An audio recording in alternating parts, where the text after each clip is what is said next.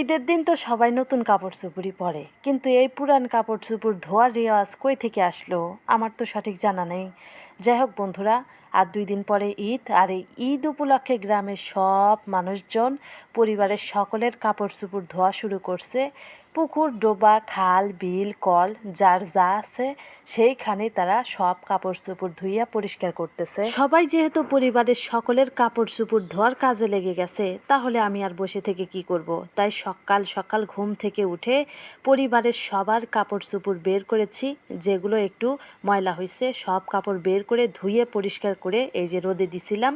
সব কাপড়ই কিন্তু শুকাইছে। এবার সব কাপড় একটা একটা করে ঘরে নিয়ে যাইতেছি। প্রায় 3 দিন হলো খুব বৃষ্টি, আর এই বৃষ্টির কারণে গ্রামের কেউই কিন্তু কাপড় চোপড় ধুইতে পারতেছিল না। হঠাৎ করেই আজকে বৃষ্টি থেমে গেছে সকালবেলা, আর খুবই রোদ বার হয়েছে, যার ফলে সবাই কাপড় চোপড় ধোয়া শুরু করছে। যাই হোক, আমার মনে হয় গ্রামে খুঁজলে এমন একজন মানুষও পাওয়া যাবে না যে আজকে কাপড় চোপড় ধোয় নাই।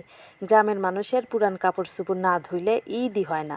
শহরের মানুষ কি করে আমি সঠিক জানি না, আপনারা যদি জেনে থাকেন তাহলে একটু আমাকে কমেন্ট করে জানিয়ে দিয়েন যে শহরের মানুষ এরকম ঈদের আগে কাপড় চোপড় ধোয় কিনা। যাই হোক, সবগুলো কাপড়ই আমার তোলা শেষ। এবার কাপড়গুলো ঘরে নিয়ে গিয়ে সুন্দর করে গুছিয়ে রাখতে হবে, কিন্তু সেই সময়ই তো নেই, সন্ধ্যা হয়ে যাচ্ছে, আবার রান্না বান্না করতে হবে। বন্ধুরা, ভিডিওর মাঝখানে এসে আপনাদের কাছে আমার একটা অনুরোধ, আর সেটা হচ্ছে যদি ভিডিওটা আপনাদের কাছে ভালো লেগে থাকে দয়া করে লাইক, কমেন্ট আর শেয়ার করে দিবেন, আর আমার এই ছোট্ট চ্যানেলটাকে সাবস্ক্রাইব করে দিবেন।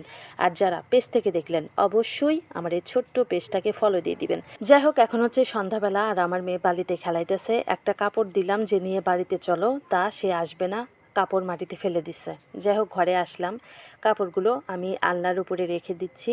এখানে ছোট কাপড়গুলো আমি আলাদা করে আমার মেয়ের র্যাকের ভিতরে রাখবো, আর বড় কাপড়গুলো আমাদের আলনার উপরে রেখে দিচ্ছি। আমাদের এই ছোট্ট টিনের ঘরটা আপনাদেরকে ভালো করে দেখানো হয় নাই, অন্য একটা ভিডিওতে আপনাদেরকে দেখানোর চেষ্টা করব। যাই হোক, আপনারা হয়তো ভাবতেছেন আমরা টিনের ঘরে থাকি, আসলে আমাদের গ্রামের সবাই এরকম টিনের ঘরে থাকে, সবারই টিনের ঘর।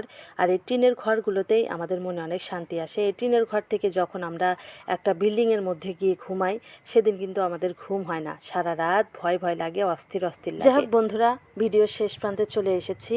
সবাইকে ঈদ মোবারক, সবাই খুব সুন্দরভাবে ঈদ কাটান, ঈদের অগ্রিম শুভেচ্ছা, সবাই ভালো থাকবেন।